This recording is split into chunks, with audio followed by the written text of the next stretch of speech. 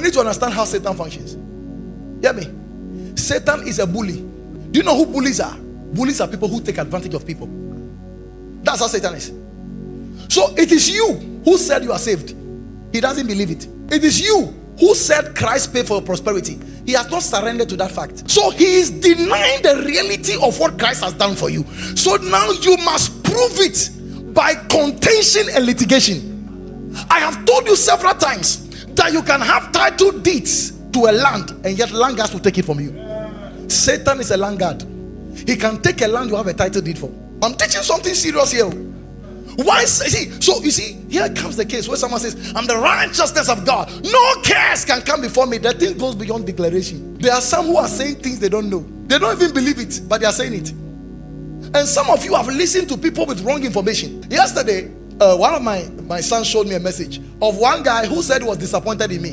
Why? Because he says, I thought he was a grace preacher. And I said, first of all, there is nothing like grace preacher. We are called to preach the full counsel of God. When you say grace preacher, which means you have to preach only grace, which makes it an error, because a false balance is an abomination unto God. We are to teach the full counsels of God. Apostle Paul taught on fasting. Even if you didn't teach it, he spoke on it in fastings often. I thank God I prayed in tongues more than you all. Apostle Paul taught on the works of the flesh. He spoke about Christian consecration. He spoke about the grace of God. He spoke about forgiveness. He spoke about prayer. He spoke about spiritual warfare, prophetic visions, dreams. About it. Why is it that God will show you that you were dead in a coffin so you can rise up and pray? Because he's telling you, though the work has been finished, there are principalities, powers who are ensuring that they'll finish you. So many Christians in the name of grace have become lazy and casual, and they are depending on the finished work, and they have become licentious. So they don't understand this thing. I'm telling you, any message you are preaching to me which doesn't have a backing of a prayer life is useless to me. Show me the track record of your prayer life before you start teaching me. Show me a track record. You don't just talk. He's not talking. I told him to tell him that pastor a church for 5 years. After you are done, come and let's talk. You see, there are people who are talking on social media. If we give them 3 members, they can't pastor them. They will bring a case to them. They can't handle it. And the only thing they can say is that go, it is finished. That's how the people's lives will be finished. Am I teaching good here at all? So now listen to me. Everything God accomplished in Christ for you through the finished work, God deposited it and credited it into your account in your spirit. But you see, for you to see it in manifestation is another story. For example, I tell this man of God, Pastor Derek, that I have credited $500,000 into his account.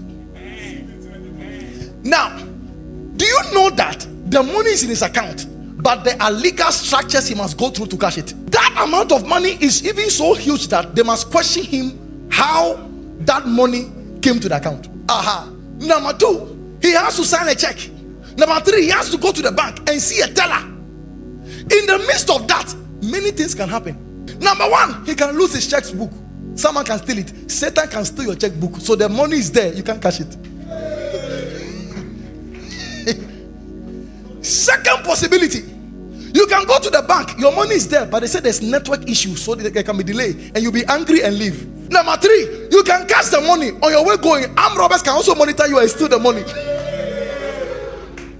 So there are too many systems that are put in place that can make you not enjoy the money that is in your account. What I'm trying to tell you is that there are so many legal systems Satan can put in place for you not to spend what Christ has credited to your account.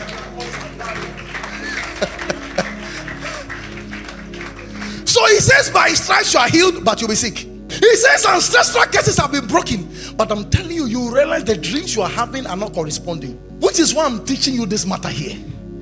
That your healing, your finances, ancestral curse, though it has been dealt with legally on the cross, Satan refuses to accept it.